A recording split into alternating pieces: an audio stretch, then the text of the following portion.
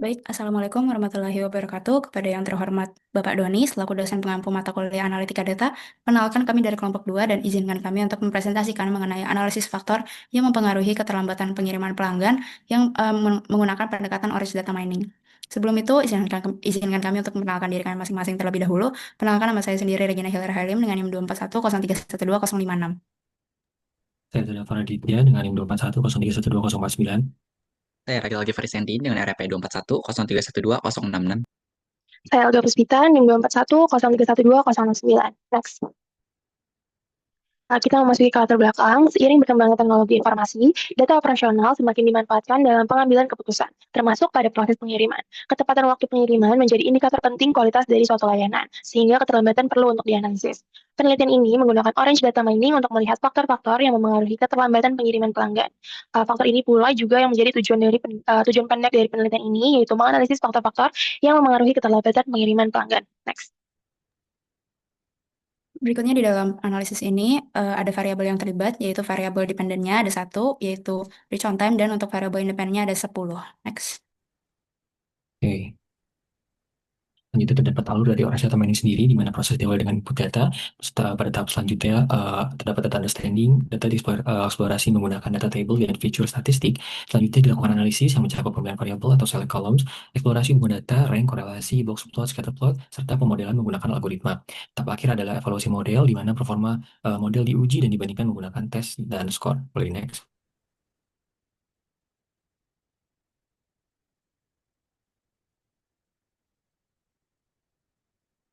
Baik, berikutnya adalah tahap data understanding, di mana diawali dengan eksplorasi data menggunakan data table pada orange data mining. Di mana data table ini menampilkan seluruh data dalam bentuk baris dan kolom.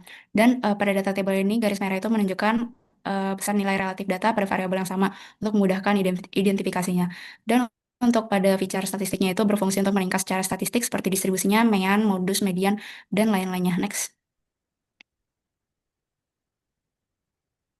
Berikutnya pada feature statistik variabel numerik, dapat disimpulkan bahwa variabel discount over dan weight in grams ini berpotensi untuk berpengaruh signifikan pada variabel targetnya. Next.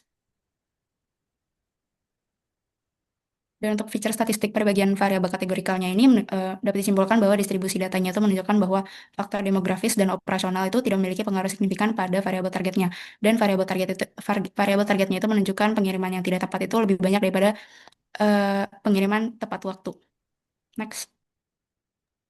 Baik, selanjutnya kita akan masuk step selanjutnya, yaitu select column, di mana berfungsi untuk mendefinisikan peran setiap kolom dalam data, atau bisa dibilang merupakan proses pemisahan antara variabel independen dan dependen.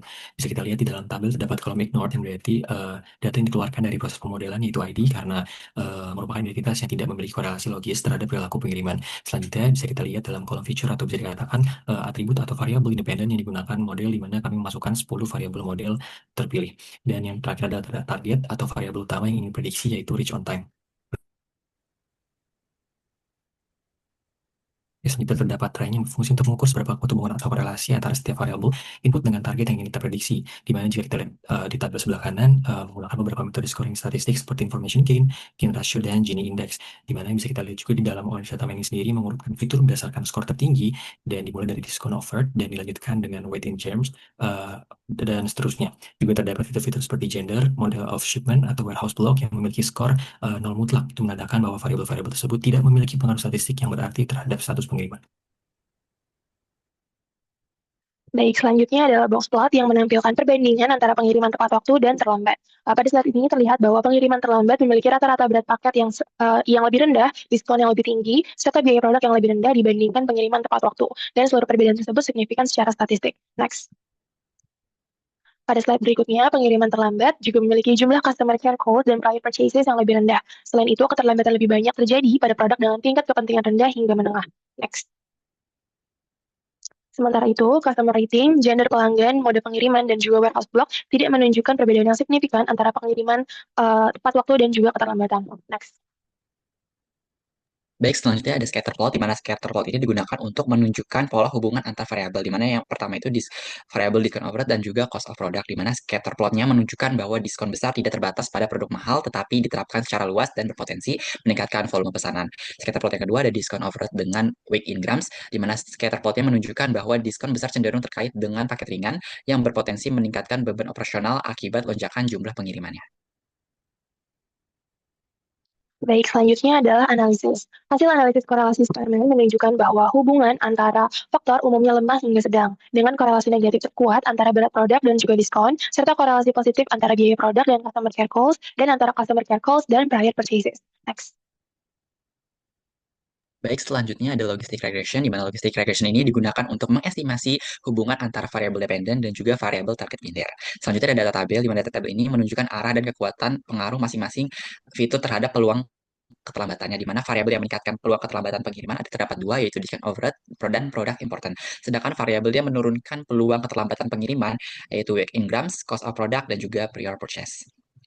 Selanjutnya ada test and score, di mana test and score ini digunakan untuk mengukur kinerja model menggunakan data uji atau cross validation, di mana bisa dilihat pada slide-nya yang menunjukkan bahwa performanya itu cukup stabil, di mana nilai AUSI sebesar kurang lebih 0,72 yang menandakan bahwa kemampuan model yang cukup baik dalam membedakan pengiriman tepat waktu dan juga terlambat. Nilai akurasi, precision, dan recall berada pada tingkat menengah, menunjukkan bahwa model mampu menangkap pola keterlambatan namun masih memiliki ruang untuk peningkatan. Selanjutnya ada kesimpulan, di mana penelitian ini berhasil mengidentifikasi faktor-faktor yang mempengaruhi keterlambatan pengiriman menggunakan Orange Data Mining, di mana variabel discount overhead dan juga weight in grams merupakan faktor paling berpengaruh terhadap keterlambatan pengiriman. Selanjutnya ada produk berharga lebih tinggi, paket yang lebih berat, serta pelanggan dengan riwayat pembelian lebih banyak cenderung mendapatkan pengiriman yang tepat waktu. Selanjutnya faktor demografis dan juga operasional seperti gender, warehouse block, dan mode of shipment tidak berpengaruh signifikan. Selanjutnya model logistik regression cukup baik dalam membedakan pengiriman tepat waktu dan juga terlambat. Baik, mungkin cukup sekian untuk penjelasan dari kelompok kami. Mohon maaf apabila ada salah kata. Terima kasih untuk perhatiannya. Wassalamualaikum warahmatullahi wabarakatuh.